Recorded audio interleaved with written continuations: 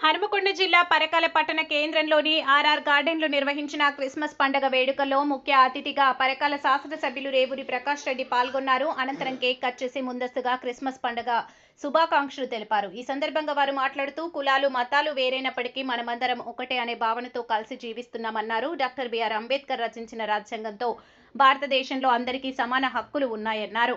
భారతదేశంలో అన్ని మతాలు కులాలు సమానమని యేసుక్రీస్తు బోధనలో సర్వమానవాళికి మార్గదర్శనమన్నారు. నియోజకవర్గంలో క్రిస్టియన్లకు ఎలాంటి సమస్యలున్నా ప్రభుత్వ పరంగా ఆదుకుంటామని, క్రిస్టియన్లు క్రిస్మస్ పండుగను ఘనంగా నిర్వహించుకునేందుకు ప్రభుత్వం సహకరిస్తుందని తెలిపారు. యేసుక్రీస్తు మనుషులను ప్రేమించాలి, మార్గంలో నడవాలి, సేవాభావంతో మెలగాలని అన్న క్రీస్తు బోధనలు సర్వమానవాళికి ఆచరణీయమన్నారు.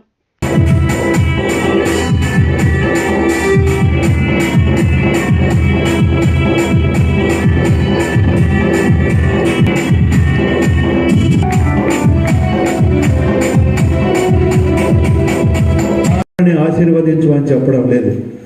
ఎంతమంది మన పాస్టర్స్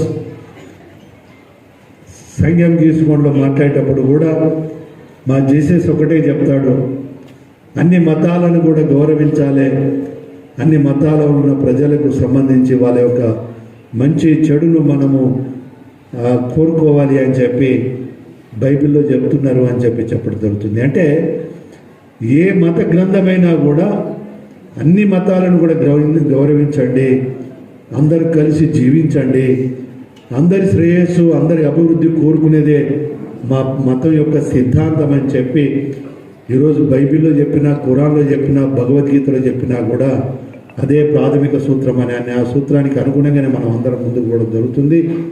మరి నేను ఈరోజు ఈ రేపటి క్రిస్మస్ రోజును పురస్కరించుకొని మీ అందరికీ క్రిస్మస్ శుభాకాంక్షలు తెలియజేసుకుంటూ, అదేవిధంగా ఇంగ్లీష్ సంవత్సరం అనేది 1వ తారీఖు నాడు ప్రారంభమవుతుంది. ఆ నూతన సంవత్సరాన్ని కూడా స్వాగతిస్తూ మరి మనం ప్రధానంగా ఈ నియోజకవర్గ శాసనసభ్యుడిగా పరకాల నియోజకవర్గ ప్రజలకు మరి ఆయురారోగ్యాలు అష్టైర్యాలు కల్పించే ఈరోజు మనము పక్కనున్న పాకిస్తాన్ కూడా చూస్తే ఒక ముస్లిం మతాన్నే గౌరవిస్తారు, కానీ ఇతర మతాలను వాళ్ళు ఒక రకమైన ఇబ్బందికరమైన పరిస్థితులను క్రియేట్ చేయడం జరుగుతుంది.